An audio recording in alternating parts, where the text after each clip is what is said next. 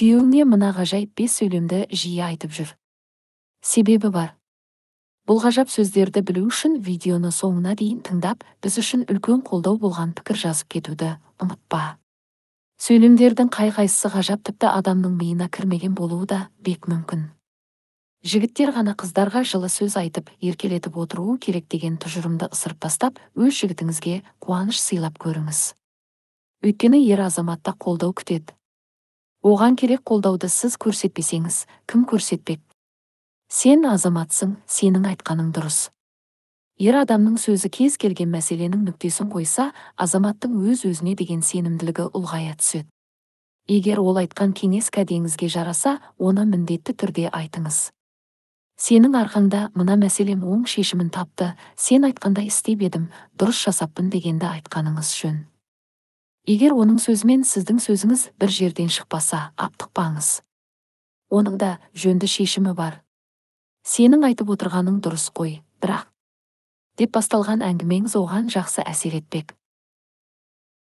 Бәрі үшін рахмет саған. Ешқашан сенен жамандық көрдім, сен маған не жақсылық жасап едің деген сөздерді айтпаңыз. Өйткені ер азаматтың жаныңызда жүргеннің өзі сізге үлкен тіреу. Адамның жаратылысы сондай, ол жақсылыққа қарағанда жаман нәрсені көп байқайды. Бірақ бір сәт ойланып көріңізші. Сіз сүйген жанның махаббатының өзі неге тұрады? Сенімен бірге бақыттымын. Жақсы сөздер айтып, ер азаматтың еңсесін көтеріп жүрсеңіз, ол да сіздің қолдауыңызды сезінетін болады. Ал үнемі қабағыңызды шытып, бір нәрсеге көңіліңіз толмаса, оған қатты сөздер айтумен болсаңыз, ол да тағы не айтып қалар екен деп төменшектеп жүреді. Сондықтан атам қазақ жаман әйел жақсы еркекті көрге сүйрейді, жақсы әйел жаман еркекті төрге сүйрейді деп айтып кеткен. Сенің қолыңнан келеді. Ер адам сезімін, көңіл күйін үнемі ішінде жасырады. Көп сөйлемейді, ішінде не жатқанын білмейсің. Оған жиі сенің қолыңнан келеді, сен жетістікке жетесің деп демеу беріп отырсаңыз, кез келген қиындығы жеңілдей түспек. Маған сенің ақылың керек. Бұлай айту арқылы сіз оның пікірінің құнды екенін көрсетесіз.